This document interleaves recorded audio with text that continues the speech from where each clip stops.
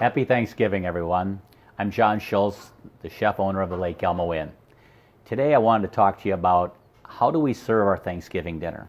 How do we prepare our turkey, and what's the best method?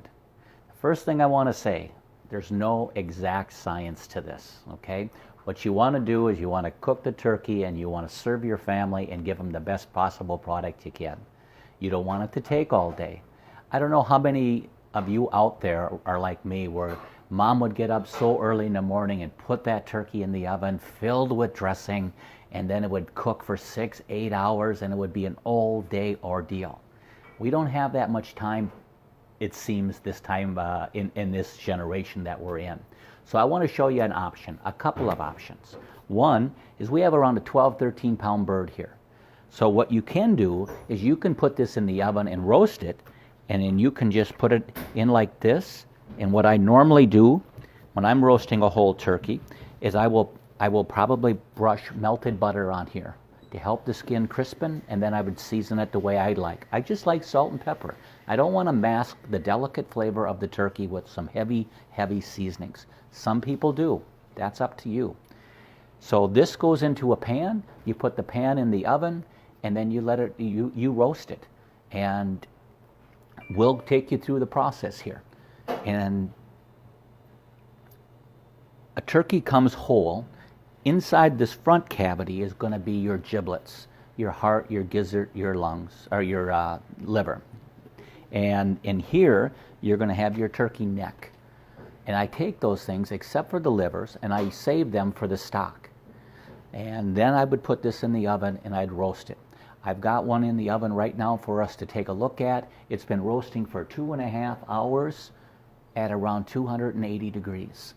And I have a convection oven. That makes a difference. So your time is going to vary based on your oven. I don't like to roast it at 350 any higher, because it's going to dry that turkey out and it's going to be extremely brown. But at 275, 280, it just, for a 13 pound bird, you're looking at 2.5 hours. That's not a lot of time, and not like it was back in when I was a kid. And then the fallacy about putting stuffing in your turkey.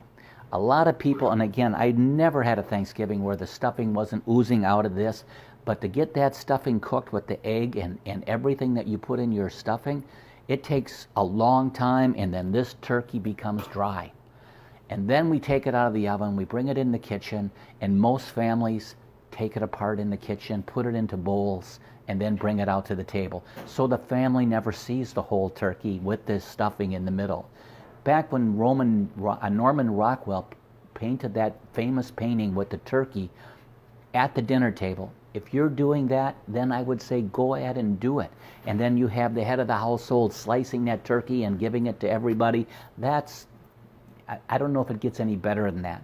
But not a lot of people feel that comfortable cutting turkey in front of everybody with just a knife and a fork. It's very uncomfortable and difficult to do. So what I'm going to do is I'm going to show you the way we do it here at the restaurant, because we're going to do approximately, I know at the event center we're going to do 140, 145 turkeys on Thanksgiving morning. Here at the restaurant, we're going to do mainly turkey breast, because that's what people like. And then we're going to do probably 12 to 14 turkeys, so we have legs and we have dark meat for the people that want that. So we try to make it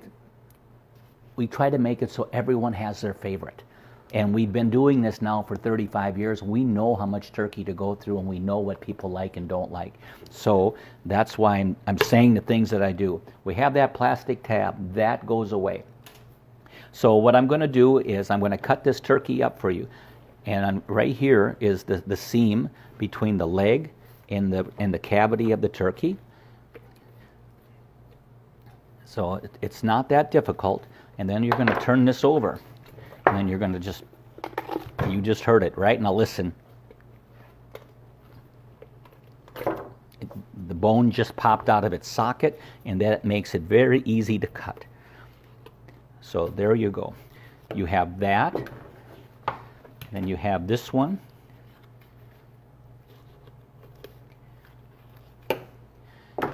And now we're going to go up to the breast.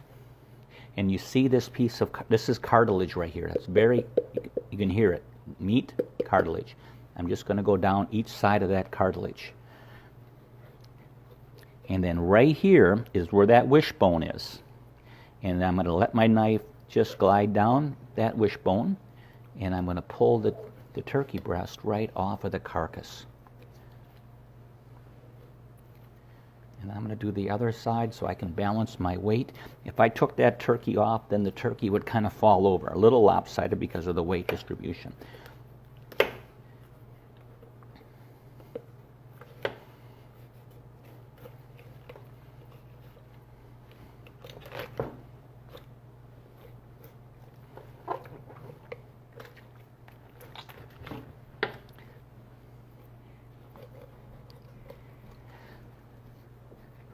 Again, this is maybe not for everybody, but you can cook your Thanksgiving dinner in 1 hour. This is all prep that can be done the day before. You have it on your pan, ready to go in the oven. In 1 hour's time, you're all set. So here's that wing bone, and what I do with the wing is I cut it up into 2 pieces. And then I take this little end piece off. This is the piece that's a little harder, and you might have to break it because there's so many very strong tendons. You've seen me do the video of a chicken and how my knife went right through it. Turkey bones are much bigger, and the tendons are much stronger. So now we have this and this. One more turkey breast here. So isn't that beautiful? That's all edible product. And when it comes out of the oven, you just slice it right up, and boom, you're done. You don't have to try to fight with it off of the carcass when it's hot. And 1 hour time, believe me. You know, a lot of you might think that you don't have enough refrigeration to do all this at home.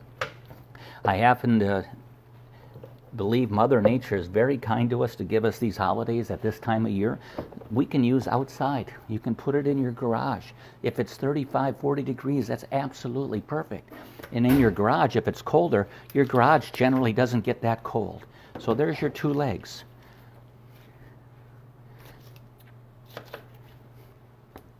And now your thighs. You can leave them whole like this, or you can take it and cut that bone out.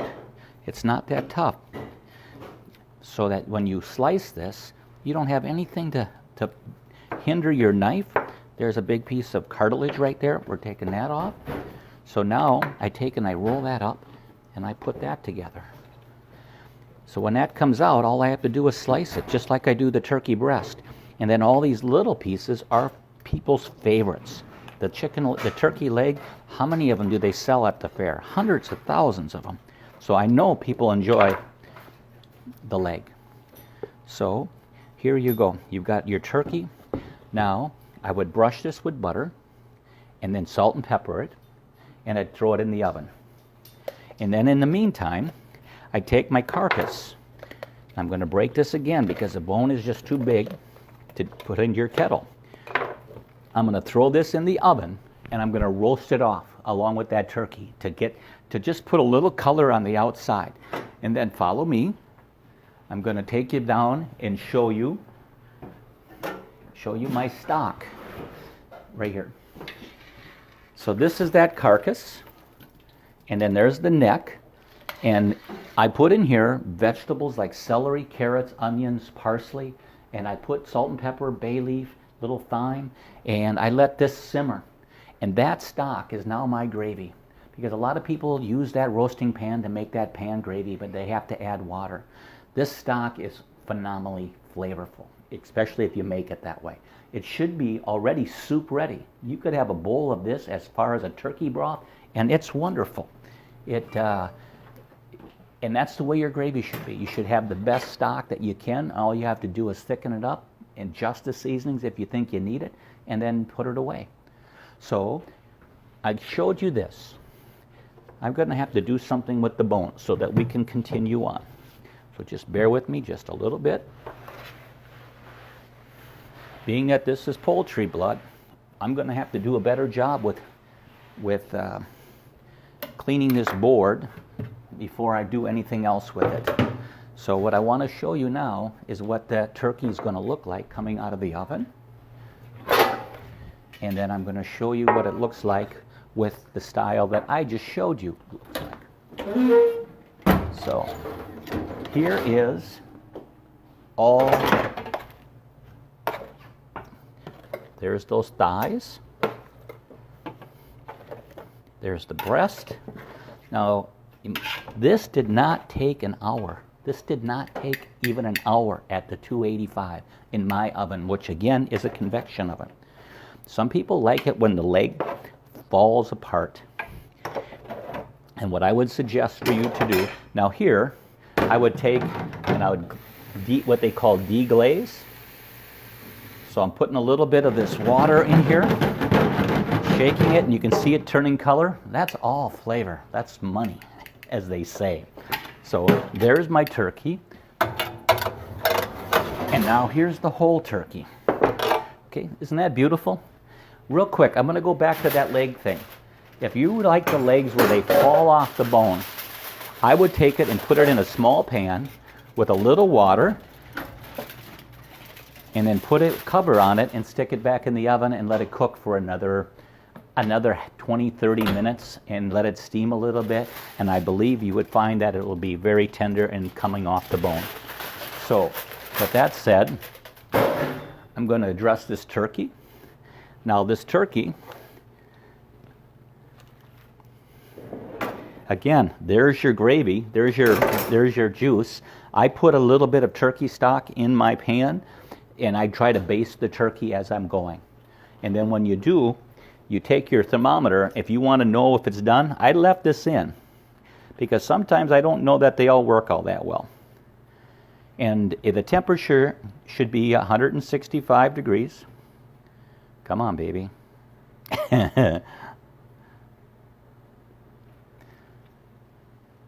Well, there's no blood coming out of that. We're going to cut that and just show you where we're at.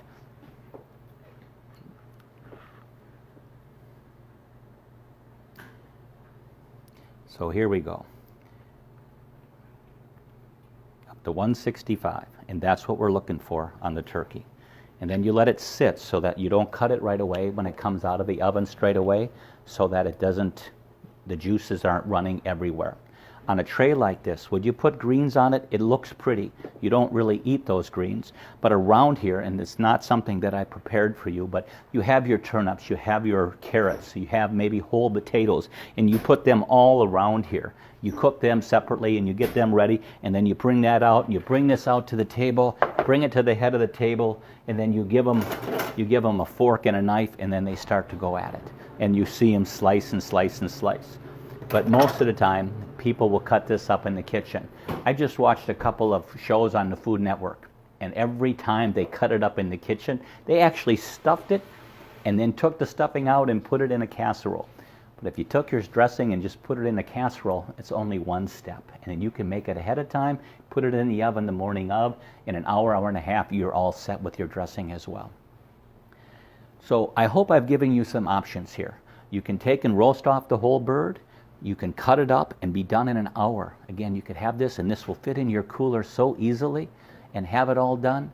A 12, 13-pound bird on that size is going to feed around 10 to 12 people. So that kind of gives you an idea of how much to do. And then the way I showed you to cut the raw bird up and then to cut the same thing with the cooked bird is that you would go down the breast on each side of that cartilage and go down and then peel that off. But first I would cut these up. I'll just show you a little bit. And then you just push it down. And then you just keep going until that bone pops out, and then you can pull it right off. This plastic thing is kind of a hindrance when it comes to that. And then you just pull it down.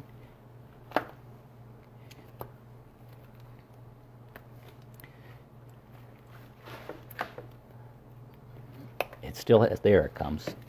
I was going to say, it still hasn't popped. There it is. So now there's your thigh.